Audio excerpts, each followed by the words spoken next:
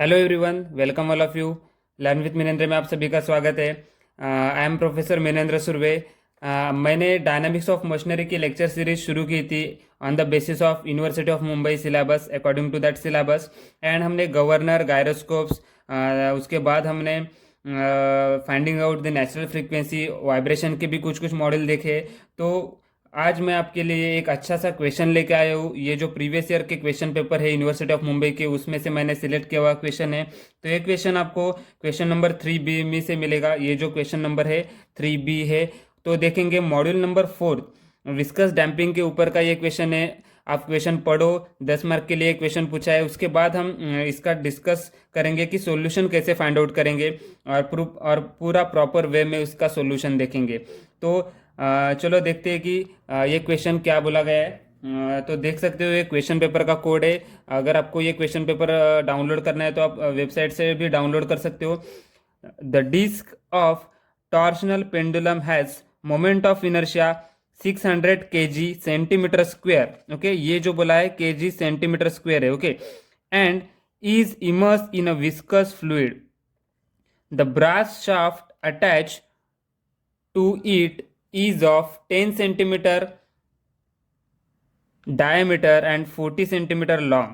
Okay, when the pendulum is vibrating, the observed amplitudes on the same side of the rest position for successive cycles are 9 degree, 6 degree and 4 degree. यहाँ पे correction है, ये जो 90, 60 और 40 है वो ऐसा नहीं है। यहाँ पे क्या है, ये 9 डिग्री है।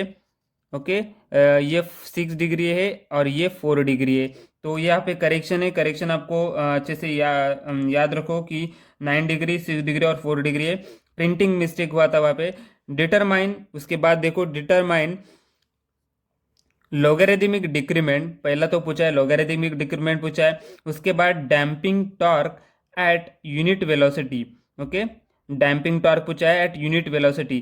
थर्ड पूछा है time period assuming for brass modulus of rigidity. G is nothing but modulus of rigidity is equal to 4.4 into 10⁻10 newton per metre square. ये जो है ये पावर है। यहाँ पे करेक्शन, बहुत सारा करेक्शन रहता है क्वेश्चन पेपर में। तो यहाँ पे 10⁻10 है, 10⁻10 newton per metre square. Okay, तो कंफ्यूज नहीं होना है। जो भी करेक्शन था इस क्वेश्चन में मैंने बता दिया है। तो ये क्वेश्चन हम देखेंगे कि कैसे सॉल्व किया जाता है।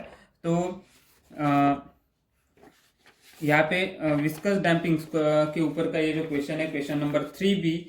तो सबसे पहले देखो कि इस क्वेश्चन में क्या क्या गिवन है। ये जो सॉल्यूशन है, इसका सॉल्यूशन मैंने पहले से ही बना के रखा है अच्छा सा। इसका प्रॉपर नोट आपको डिस्क्रिप्शन बॉक्स में मिलेगा, वहाँ पे जाके आप डाउनलोड कर सकते हो। और यहाँ पे भी आप देख सकते हो कि कैसे मैंने सॉल्व किया है। ओके, तो गिवन डेटा हमेशा लिखने की कोशिश करो, प्रॉपर क्वेश्चन नंबर लिखा करो।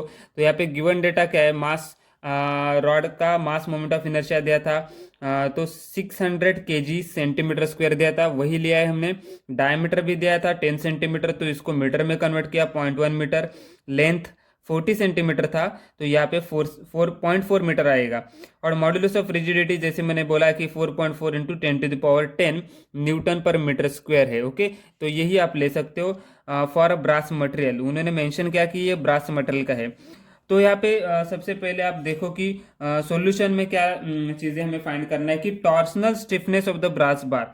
तो टॉर्सनल स्टिफनेस को हम KT करके रिप्रेजेंट करते हैं, जैसे कि लीनियर स्टिफनेस को हम ओनली K लिखते हैं। ओके, अगर लीनियर स्टिफनेस रहता है, यहाँ पे मैं आपको एक चीज बताऊंगा कि ये जो स्प्रिंग है, यहाँ पे देखो, अगर ये ऐसा स्प्रिंग है, ओके, तो इस स्प्रिंग का यहाँ पे मैंने ले लिया कि ये स्टिफनेस K बोला गया है। ओके, अगर ये K है तो इसको हम क्या बोलेंगे, ये यहाँ पे आपका मास है। ओके, मास अटैचमेंट में, तो ये बोलेंगे इस it is a your linear stiffness. But torsional stiffness को हम क्या लिखते हैं, टॉर्शनल स्टिफनेस को आप लिखते हैं KT करके लिखते हैं। Okay, that is your torsional and this is your linear stiffness. यही डिफरेंस रहता है कि टॉर्शनल स्टिफनेस कैसी होती है। देखो, अगर यहाँ पे ये यहाँ पे ऐसी चीज़ है कि यहाँ पे हिंज किया हुआ है, और यहाँ पे हम बोलेंगे कि ये जो है मेरा, ये टॉर्शनल स्टिफनेस है, KT है। ये एक सर्कुलर रॉड है, इसको मैंने यहाँ पे हिंज करके रखा है। जैसे कि आप डोर का ले सकते हो कि डोर एक पॉइंट पे यहाँ पे ये रहता है, फिक्स रहता है। ओके, जैसे कि हम उसको हिंज करते हैं और यहाँ पे हम बोलते हैं कि ये राउंडेड में यहाँ पे उसका टॉर्शनल स्टिफनेस दिया रहता है। तो आप यहाँ पे टॉर्शनल स्टिफनेस को समझने की कोशिश करो कि टॉर्शनल स्टिफनेस इज द के T and linear stiffness is the के। ओके, उसके बाद हमें अगर टॉर्शनल स्टिफनेस निकालना है तो हम क्या करेंगे। टॉर्शनल स्टिफनेस के लिए के टी का फॉर्मूला है जी जे बाय एल। ये हमेशा आप याद रखो कि टॉर्शनल स्टिफनेस का फॉर्मूला कैसे बनता है, जी जे बाय एल। तो जी क्या है, modulus of rigidity, J is the polar moment of inertia, L is the length. तो 4.4 इंटू 10⁻10। ओके, ये ले लिया। उसके बाद क्या है यहाँ पे देखो, इसके बाद हमें पता चला कि जी जे बाई एल करके जी का वैल्यू पुट करो, जे का वैल्यू डायमीटर दिया है तो हम पोलर मोमेंट ऑफ इनर्शिया क्या लेंगे, π/32 इंटू डी पावर 4। तो डी क्या है यहाँ पे आपका, डी है diameter. Okay, brass shaft attach to it is of 10 centimetre in diameter दिया था और 40 सेंटीमीटर लेंथ दिया था। तो डायमीटर 0.1 आएगा, 0.1 raise to power 4 divided by L 0.4। तो के टी आपका जो आएगा torsional stiffness. Okay, torsional stiffness को हम न्यूटन मीटर पर रेडियंस में मेजर करते हैं। तो ये जो पूरा आएगा 1.08 into 10⁻6 newton metre per radian. Okay, torsional stiffness. तो याद करो ये फॉर्मूला हमारा स्टिफनेस को हम कैसे लिखते हैं कि newton metre per unit deflection. Okay, newton metre per unit radians in terms of angular deflection, इसको हम रेडियंस में लिखते हैं। तो नेचुरल फ्रीक्वेंसी इसी सिस्टम का अगर निकालना है, नेचुरल फ्रीक्वेंसी के लिए हम क्या फॉर्मूला है, √k/m रहता है। तो यहाँ पे आपको अभी अगर इस तरीके की सिस्टम है तो इस तरीके की सिस्टम का आपको ये चाहिए, तो ये सिस्टम को हम कैसे लिखेंगे कि इस तरीके की सिस्टम को आपको √k/m रहता है, बराबर है। ये आपका ω_n रहता है √k/m। लेकिन यहाँ पे अगर टॉर्शनल स्टिफनेस है तो टॉर्शनल स्टिफनेस के लिए हम KT/I रिप्रेजेंट करेंगे। जैसे कि ये लीनियर में रहता है और ये टॉर्शनल में रहता है। टॉर्शनल में आपका क्या होता है, ये KT से रिप्रेजेंट होता है और ये मास को हम I से रिप्रेजेंट करते हैं, यही डिफरेंस है। ओके, लीनियर में ω_n = √k/m रहता है, सभी को पता है। और टॉर्शनल में ये आपका लीनियर के लिए हो जाएगा, लीनियर के लिए, और ये आपका टॉर्शनल के लिए हो जाएगा। टॉर्शनल के लिए √KT/I। ओके, और यही यहाँ पे मैंने लिखा है √KT/I। तो KT का वैल्यू हमें फाइंड किया है और I का वैल्यू क्या है, मास moment of inertia of that pendulum is 600 kg centimetre square. तो kg सेंटीमीटर स्क्वायर में ही रखा है, इसको मीटर स्क्वायर में करो। ओके, तो 600 इंटू 10⁻⁻4 kg मीटर स्क्वायर बनेगा, because all the values of KT is in metre. So इसको हमें मीटर में करना पड़ेगा I को। तो ये 600 kg सेंटीमीटर स्क्वायर था, तो इसको कैसे करेंगे, लिखेंगे 600 into 10⁻⁻4 kg metre square. Okay, centimetre को हमने मीटर स्क्वायर में निकाला। तो यहाँ से आपको वो एंगुलर फ्रीक्वेंसी मिलेगी, ω_n का वैल्यू मिलेगा। तो ω_n का वैल्यू आएगा आपका 4242.64 रेडियंस पर सेकेंड। तो सेकेंड चीज उन्हें क्या बोली है कि लोगैरिथमिक डिक्रीमेंट निकालने के लिए बोला है। तो लोगैरिथमिक डिक्रीमेंट का फॉर्मूला है, ये फॉर्मूला बेस्ड क्वेश्चन है। तो logarithmic decrement is nothing but your natural log of x1/xn+1 is equal to n into delta. Okay, तो जो डेल्टा है ये डेल्टा को हम क्या बोलते हैं, लोगैरिथमिक डिक्रीमेंट। तो ln of x1 divided bye x times n+1। तो x1 का वैल्यू क्या है, x1 का वैल्यू आपको अगर देखें तो x1 का वैल्यू आपको 9 डिग्री, 6 डिग्री एंड 4 डिग्री दिया हुआ है। क्वेश्चन में देख सकते हो कि यहाँ पे देखो ये जो दिया हुआ है 9 डिग्री, 6 डिग्री एंड 4 डिग्री। यहाँ पे देखो, यहाँ पे देखने की कोशिश करो, ये जो चीज़ें लिखे हैं 9 डिग्री, 6 डिग्री, 4 डिग्री। तो x1 आपका 9 डिग्री हो जाएगा और लास्ट का क्या है 4 डिग्री है। तो उसके हिसाब से हमने यहाँ पे वैल्यू ले लेंगे कि यहाँ पे 9 x1 आएगा और लास्ट का 4 डिग्री है, बीच में 6 डिग्री दिया हुआ है। तो x1/xn+1 9/4 into n times delta. तो एन क्या आएगा यहाँ पे, अगर एन का वैल्यू क्या रहेगा, एन का वैल्यू क्या रहेगा आपका 2 वैल्यू रहेगा। ओके, क्यों 2 रहेगा यहाँ पे देखो, तो एन का वैल्यू 2 क्यों आएगा यहाँ पे देखो, ये जो आपका सक्सेसिव एम्पलीट्यूड्स बोला गया है 9 डिग्री, 6 डिग्री और 4 डिग्री, तो ये जो पूरा 3 वैल्यूज है तो 3 - 1 करके हम लेते हैं कि एन हमारा 2 रहेगा। अगर ये 4 में रहते, 9 डिग्री, 6 डिग्री, 4 डिग्री और 2 डिग्री रहता, तो हमारा एन का वैल्यू 3 आ जाता।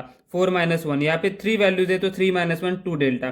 तो ये सॉल्व करने के बाद ln of 9/4 is equal to 2 times delta, तो आपको डेल्टा मिलेगा 0.4054। तो लोगरिथमिक डिक्रीमेंट का और एक फॉर्मूला क्या है, in terms of zeta, coefficient of damping coefficient zeta, in terms of zeta में आपको मिलेगा delta is equal to 2 pi zeta under root 1 - zeta square. Okay, ये फॉर्मूला है, ये फॉर्मूला आपको समझना जरूरी है कि कैसे आता है, delta is equal to 2 pi zeta under root 1 - zeta square. तो ये आपको याद ही रखना है फॉर्मूला। तो अगर zeta in terms of delta लिखे तो इसको मॉडिफाई करो, तो zeta is equal to delta divided by under root 4 pi square plus delta square, ये भी लिख सकते हो। Either you can remember these और these, both are same. Okay, इसके बाद लोगरिथमिक डिक्रीमेंट तो आपको मिला डेल्टा का वैल्यू, तो इसके बाद जीटा का वैल्यू अगर हमें फाइंड करना है तो जीटा इज इक्वल टू जो एक्सप्रेशन हमें मिला था उस एक्सप्रेशन के हिसाब से हम जीटा को सॉल्व करेंगे। तो जीटा आपको मिलेगा delta divided bye 4 pi square plus delta square. तो डेल्टा में मिला था 0.4054 लोगरिथमिक डिक्रीमेंट, तो delta divided bye 4 pi square plus delta square, तो जीटा का वैल्यू आपको मिलेगा 0.06438। ये है आपका डैम्पिंग कोएफिशिएंट। तो जीटा को हम ऐसे भी लिखते हैं C/CCT। ओके, जीटा को हम क्या लिखते हैं, C divided by CCT। We know that damping torque per unit velocity, ये फाइंड करना है। तो damping torque per unit velocity that is nothing but C का वैल्यू हमें फाइंड करना है। ओके, तो C is equal to zeta into CCT रहता है, और जीटा को हम ऐसे भी यहाँ पे देखो C को हम क्या लिखेंगे, C को हम लिखेंगे zeta into CCT। Okay, damping coefficient, तो जीटा इंटू CCT को हम लिख सकते हैं 2 times I into omega N.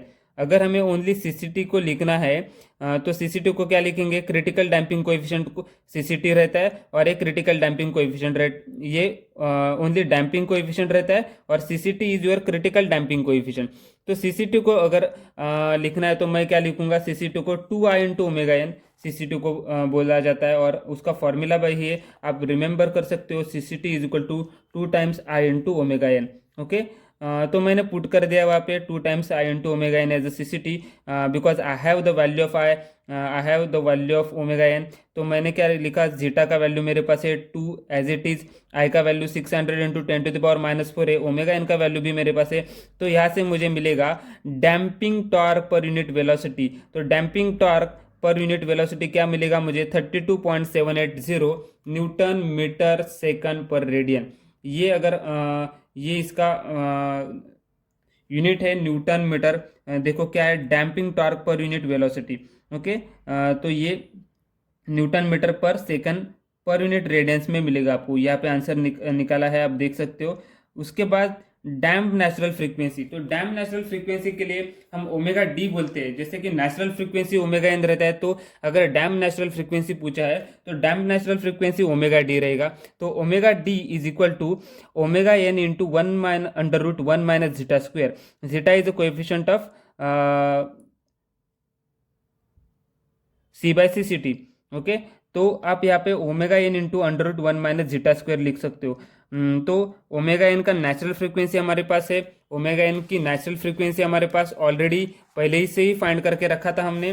तो यहाँ पे मैंने अगर ये पुट कर दिया ओमेगा एन का वैल्यू, तो देखो आपको क्या मिल रहा है ऐसे, omega N into 1 - zeta square. Zeta square हमारा जीटा का वैल्यू अगर देखो तो जीटा का वैल्यू हमें ये मिला था 0.06438।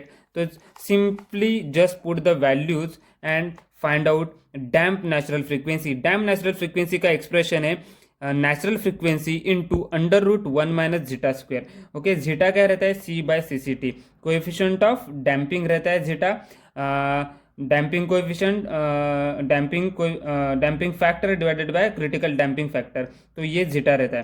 तो डैम नेचुरल फ्रीक्वेंसी रेडियंस पर सेकंड में मिलेगी। उसके बाद डैम्प टाइम पीरियड, डैम्प टाइम पीरियड भी पूछा है, तो टाइम पीरियड क्या रहता है, T is equal to 2 pi omega D.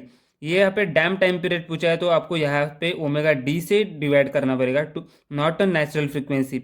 Okay, so damp time period is nothing but T D is equal to 2 पाई/ओमेगा, 2 पाई/ओमेगा, तो ओमेगा डी यूज करना है आपको। तो ये यूज करने के बाद टाइम पीरियड का यूनिट रहता है सेकंड में, तो ये आपको पूरा आंसर सेकंड में ही मिलेगा। तो इस तरीके के हमने सेम प्रॉब्लम, ये जो प्रॉब्लम है इसमें बहुत सारे फॉर्मूलेज लगे हुए हैं। जीटा का फॉर्मूला है, सीसीटी का फॉर्मूला है, उसके बाद डैम फ्रीक्वेंसी का फॉर्मूला है, डैम टाइम पीरियड का फॉर्मूला है, लॉगरिथमिक डिक्रीमेंट का फॉर्मूला है। तो ये सारे फॉर्मूलेज आपको याद करना पड़ेगा। So thank you for watching my channel. अगर इस क्वेश्चन में किसी को डाउट है तो वहाँ पे हमें कमेंट बॉक्स में कमेंट करके पूछ सकते हो। सबसे पहले आपको ये फॉर्मूला लिस्ट निकालो कि सीसीटी का फॉर्मूला क्या है, उसके बाद जीटा का फॉर्मूला क्या है, C/CCT। उसके बाद जीटा को हम लॉगरिथमिक डिक्रीमेंट में कैसे लिख सकते हैं। ओके, तो ये हमने देखा कि लॉगरिथमिक डिक्रीमेंट में अगर जीटा को लिखना है तो ये जो फॉर्मूला है, ये फॉर्मूला आपको लगाना आना चाहिए, डेल्टा इज इक्वल टू 2 पाई/जीटा √1 - जीटा स्क्वायर।